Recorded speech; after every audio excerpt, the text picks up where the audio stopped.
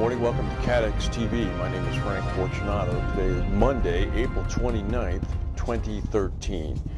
Well, the United States, it seems, is not the only country in the world that is crisscrossed by underground gas lines, which can sometimes explode. Two such incidents occurred in the past 36 hours in Europe. This morning, a powerful explosion damaged an office building in the center of the Czech capital of Prague, injuring about 40 people. Authorities still believe that people remain buried in the rubble. It's not certain what caused the blast on Divadelny Street right downtown, but according to the police, it seems that it was a natural gas explosion. The street was covered with rubble and sealed off by police. The head of the rescue service in the Czech capital says that 40 people have been injured, at least 4 of them having serious injuries. Windows in buildings located hundreds of meters from the blast were shattered, including some in the nearby National Theater. The Czech Prime Minister said that the nation was deeply hit by the tragedy of the gas explosion. Meanwhile, yesterday in France, in Champagne country, in Rheims, France, the site of the World War II surrender in Europe, an explosion ripped off the side of a 5-story apartment building, killing at least 3 people and injuring about a dozen others. More than 100 rescue workers, firefighters, sniffer dog squads, and gas experts were deployed in the damaged building in a housing complex east of Rheims. The president of France, Francois Hollande, said the explosion of a residential building in Rheims is a terrible drama. Willis, the big broker, number 3, has a new chairman, and in the United States, he's a pretty familiar face, actually. It's Jim McCann, who is the founder of 1-800-Flowers.com and has appeared in many of their TV commercials over the past 20 years or so. McCann has served on the Willis board since 2004, and he's been the presiding independent director since last year.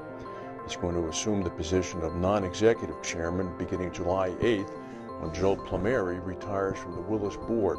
Interesting choice.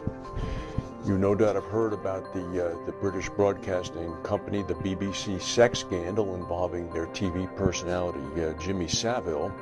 Well, there are, of course, insurance implications. Aviva and RSA, 2 big British insurers, are among the companies facing a multi-million-pound hit following the sex abuse scandals. According to the insurance trade magazine, The Post, these 2 insurers have emerged as underwriters of policies taken out by the BBC to protect it against legal claims between 1971 and 2006, when Savile carried out a series of sex attacks.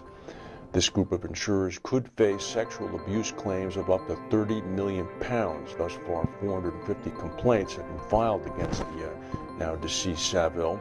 Scotland Yard has indicated that they believe his reign of sexual abuse spans some 54 years. Aviva declined to comment. RSA said that they're unable to comment as to whether any of the policies they provide to the BBC over the last 40 years would be involved in any Savile claims. There was an airplane crash in Kabul, Afghanistan, coming out of the former Bagram Air Force Base. It was a civilian cargo jet. Went down about 3 hours ago. No indication as to whether there were any casualties or what company was operating the plane or what type of aircraft it was, other than the fact it was a cargo jet. It crashed at a low altitude right after it took off from the base. There was a large earthquake in China about 8 days ago on April 20th. It killed some 200 people. It destroyed 10,000 buildings. It was a 6.6. If that had happened anywhere else, insurers would begin to pay a lot of claims. Not so in China. Chinese insurers are facing only a $23 million loss from the earthquake in Yan, which occurred on the 20th of April.